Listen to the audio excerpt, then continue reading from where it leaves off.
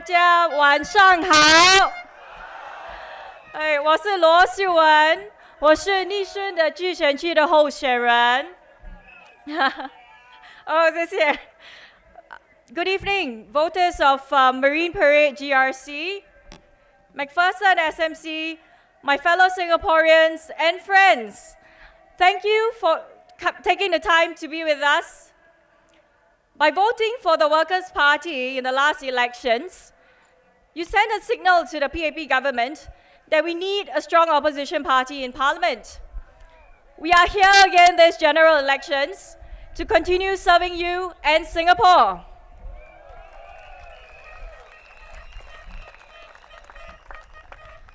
Salam sejahtera para penduduk Marine Parade dan McPherson. Para penyokong Parti Pekerja, rakyat tanah air tercinta ini, dan kawan-kawan sekalian. Ribuan terima kasih kerana meluangkan masa untuk bersama kami pada malam ini. Kehadiran tuan-tuan dan puan-puan sekalian amat bererti buat kami kerana tanpa para hadirin sekalian, maka tiadalah Parti Pekerja. Saya Cheryl Loh bersama teman-teman sepasukan saya akan bertanding untuk GRC Nisun dalam pilihan raya kali ini.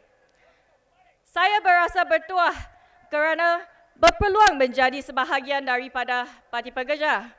Malah, saya sungguh berbesar hati kerana dapat berucap pada malam ini dan diberikan peluang berkhidmat kepada tuan-tuan dan puan-puan sekalian. Terima kasih. Terima kasih.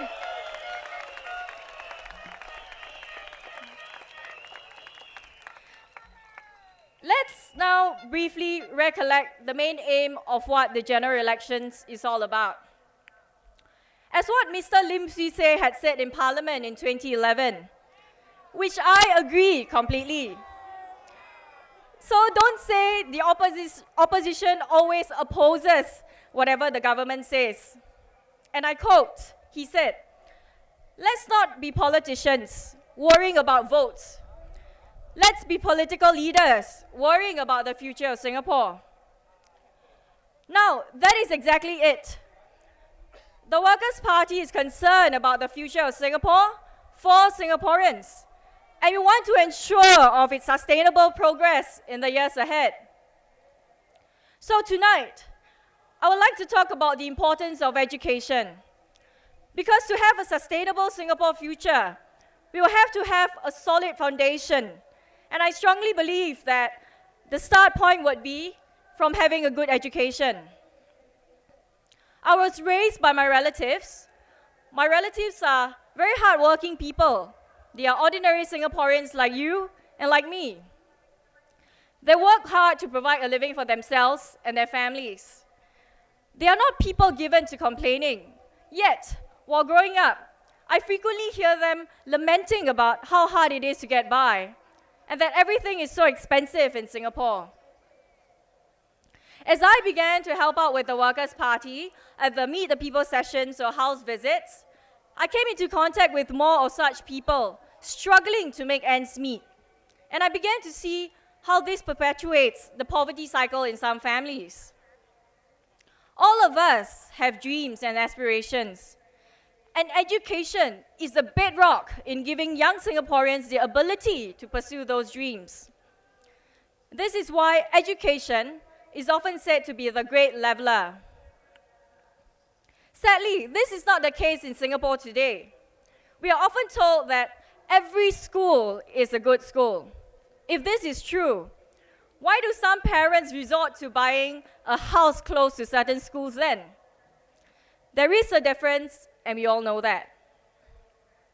Recently, a school principal talked about his concern the school he was in charge of was becoming too elitist. The perception on the ground is that the elite schools have more resources and programs for their students.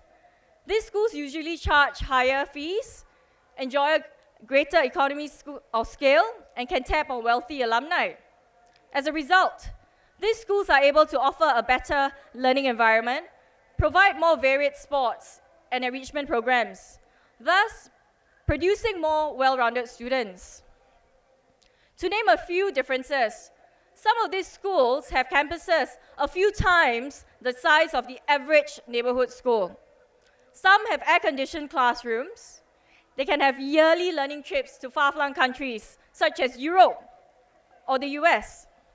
They have direct schools admissions to attract top sporting talents, where they dominate national competitions. Is this considered a consistency of treatment for all schools? To help narrow this quality gap in schools, the Workers' Party proposes that we should close the gap in disposable funds between neighborhood and elite schools. Neighborhood schools should receive additional government funds in order to ensure that all schools are adequately funded to become good schools.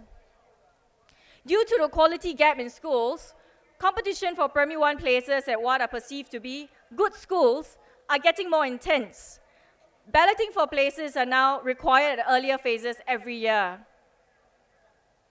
The competition doesn't end with getting into a school. The current education system is built around high-stakes examinations, such as the PSLE. So many students end up going for extra tuition just to keep up, and for some, to stay ahead. High-stakes examinations does not just take an emotional toll on students, but also has a financial impact on families. The household expenditure survey in November last year found that families spend 1.1 billion a year on tuition. This is almost double the 650 million spent 10 years ago. The survey noted even students in the gifted program are going for tuition. However, in 2013, Senior Minister for State of Education, Indranee Rajah, said in a parliamentary reply that Singapore's education system is run on the basis that tuition is not necessary. She further stated that there was no concern that students from low-income families might be unable to afford tuition, and there were no issues with social mobility as long as the students could still pass examinations without tuition.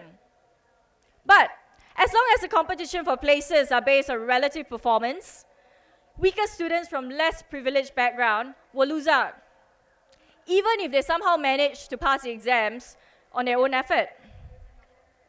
Ms. Indranee Rajah also said in 2013 that the Ministry of Education will look into studying the impact of private tuition.